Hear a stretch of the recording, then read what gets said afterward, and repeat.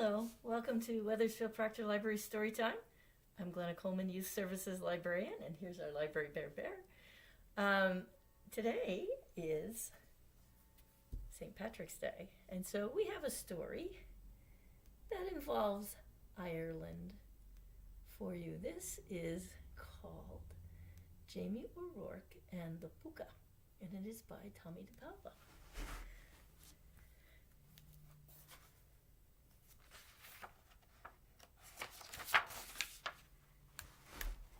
Jamie O'Rourke and the Pooka by Tomie de Paola.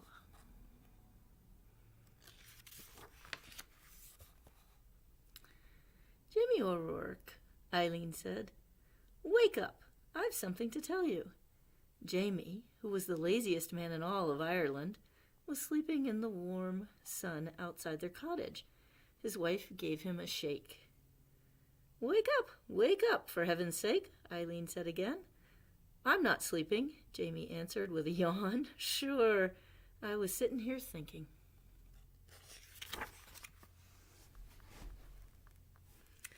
"Now, Jamie, please listen," Eileen replied. "Do you remember that I'm going up to visit my sister Kathleen and her family to help with the new baby?"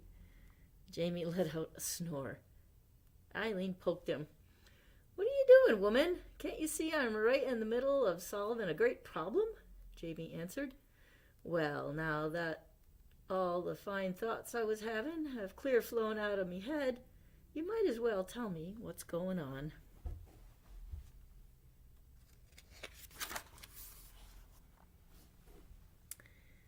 Eileen explained to Jamie, for the fourth time most likely, that she was off to Kathleen's and would be there for the better part of a week.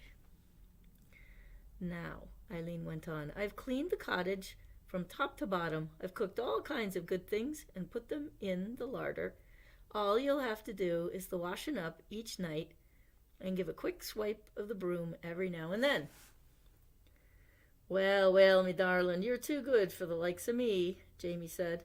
"But don't you be worrying. I'll take good care of everything so's you won't even know you've been away. Now give us a kiss and be off with you." Down the road went Eileen O'Rourke. "All of this commotion has made me as tired as a farmer plowing 5 fields," Jamie said to himself. "I think I'll just have me a lie down. And sure, isn't that a sweet idea? If I stay in bed and only get up for a bite, I'll not be dirtying a thing." So Jamie O'Rourke climbed into bed, even though the sun was high in the sky, and fell fast asleep. Jamie O'Rourke," 3 voices called outside the door. "Where are you, man? We heard Eileen's off to her sister's, so's we have come to keep you company."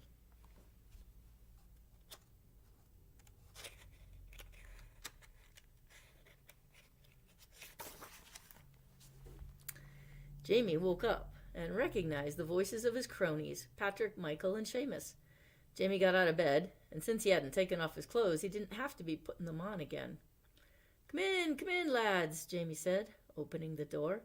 The sun was sinking behind the hills. "Well, what do we have here?" Jamie asked, pointing at a crockery jug. "This is the finest cider you'll taste this side of the county," Patrick said. "Get some mugs," Michael said. "And some grub," Seamus said. He knew that Eileen wouldn't leave Jamie without plenty of good things to eat.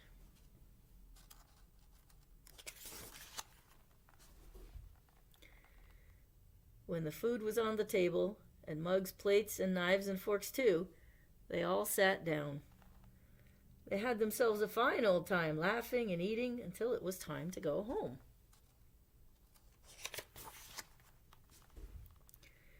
"Well," the 3 friends told Jamie, "we'll be heading down the hill, and you'll be wanting to get your rest, Jamie. Tomorrow you'll be having a busy morning cleaning up all this mess." "Aye, that's the truth, lads," Jamie said, looking around. But the mere sight of the messy cottage made him the most tired man in all of Ireland, as well as the laziest. So he went to bed. Jamie was fast asleep when a noise woke him. It was the sound of the cottage door and the clatter of hooves on the stone floor. Jamie opened one eye and took a peek.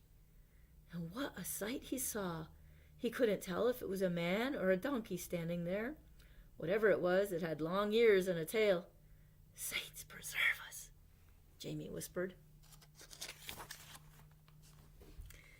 "I may as well begin first as last," the creature, who was a Pooka, said out loud to himself.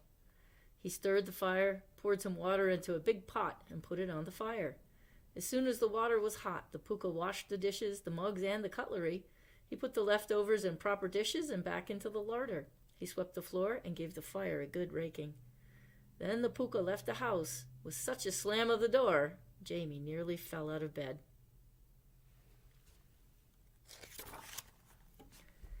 The next evening, when Patrick, Michael, and Seamus came by with a fresh jug of cider, they were amazed to see the cottage, as if Eileen had been there.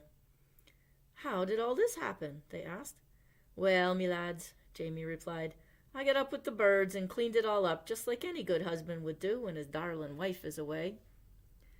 Patrick, Michael, and Seamus looked at each other.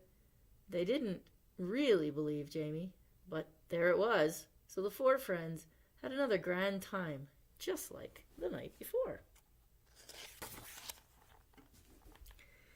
When his friends had gone, leaving even more of a mess, Jamie climbed into bed. But instead of falling asleep, he waited under the covers. Sure enough, the door opened and the Pooka was back, cleaning up everything fast and furiously. "This is luck indeed," Jamie said to himself. "Why, with this creature coming and cleaning up, I can have me cronies here every night. Every night, that is, until Eileen comes home." And that is what he did. Night after night, Jamie, Patrick, Michael, and Seamus had a grand old time, making a grand old mess. And every night the Pooka came in and set things to right. By the end of the week, Jamie was curious about this accommodating creature, so he decided to stay up and have a chat with him. He was a little scared when the Pooka came in and went right to the fire, but he took a deep breath, swallowed a mouthful of cider for courage, and spoke up. "Now then, sir, if I'm not taking a liberty, might I be knowing who you are and why you are so kind as to do the cleaning up each night after me friends and meself?" The Pooka turned and looked at Jamie. "I'll tell you, and you're welcome to it. A long time back I was the laziest servant that ever was clothed and fed and did no work for it. When my time came for the other world, this is the punishment I was given for my lazy ways, to find a place each night to labor in. As I was wandering by the other night, I looked in the window of your cottage. As sure as can be, you needed my help. It's not so bad, for at least I'm out of the cold. But when I finish my work, the saints preserve us, that cold wind goes right through me bones. It wouldn't be so hard if I had me a nice warm coat." Well, Jamie thought, I can probably help the poor creature out. The next night, after his friends left, Jamie sat and waited for the Pooka. Eileen would be home tomorrow, but Jamie wasn't worried. He knew the Pooka would do an excellent job of cleaning up, especially when Jamie gave him the old coat he had pulled from the trunk.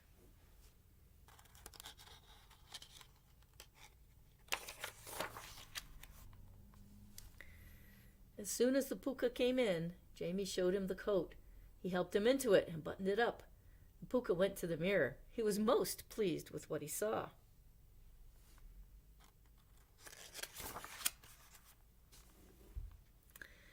"I am much obliged to you, Jamie O'Rourke. You have made me happy at last. Now I'll be saying good night to you." The Pooka turned to go. Wait, Jamie cried out. "You're leaving too soon. What about the washing up and the sweeping?" "Ah," the Pooka said, "now it's your turn. My punishment was only to last until some kind creature like yourself liked the way I'd done my duty and rewarded me for it. Goodbye, and you'll see no more of me."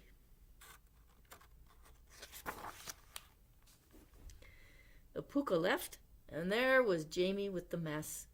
Or should we say Eileen? For when she arrived the next morning and looked around the cottage, she said, "Oh, Jamie O'Rourke, what do you have to say for yourself?" But Jamie said nothing. He was too busy thinking he shouldn't have been in such a hurry to reward the ungrateful Pooka.